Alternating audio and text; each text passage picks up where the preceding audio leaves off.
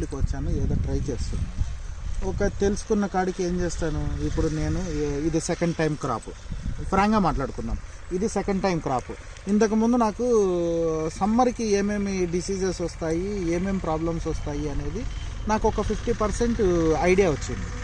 వింటర్కి ఏమొస్తాయి అనేది నాకు తెలియదు.